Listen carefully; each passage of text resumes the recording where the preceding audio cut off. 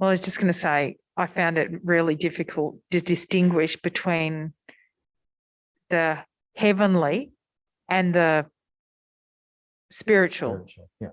But then the examples came up, and I think that explained it a little bit better, but we didn't go into that. So I'm not sure whether I've still got my head around it. Yeah, okay. That's fine. So that's something we can explore. Honor your father and your mother is what the text says. Now I'm going to read it from the bottom.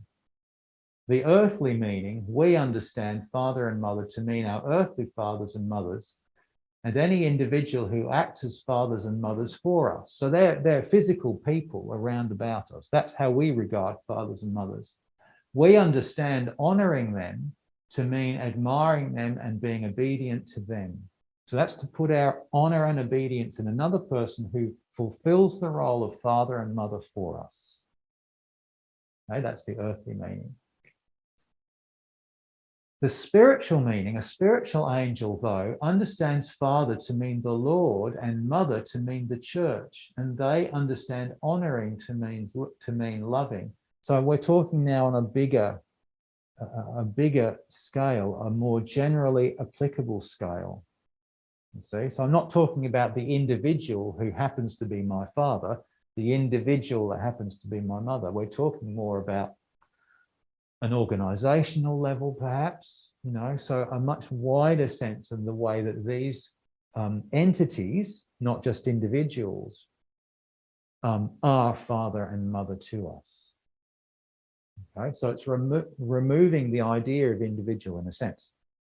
And then a heavenly angel understands father to mean the Lord's divine love, and mother, the Lord's divine wisdom, and honoring to mean doing what is good because of him. So they are entirely abstracted from person, those concepts. And, you know, love and wisdom can be found in any person. And indeed, in a heavenly person, the Lord's love and the Lord's wisdom are what are found there. You see, not love and wisdom of the individual person.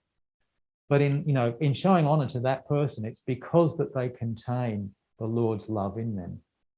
So it's actually the concept, it's the thing itself, the ideal that is being honored. It's not the person that happens to contain it. So, for example, friendship, we come to understand what friendship is through our friends. But then we realize there's actually a quality such as friendship, which exists separate from people. And people are our friends to the extent that they exhibit this quality of friendship. You see, and that quality of friendship becomes the higher ideal. You see, so we begin by seeing it in other people. We identify it in the way other people act towards us. But then we realize this concept, which exists quite separate from any individual person. And they are a friend to the extent that they have that quality within them. Now we have the same process going on here.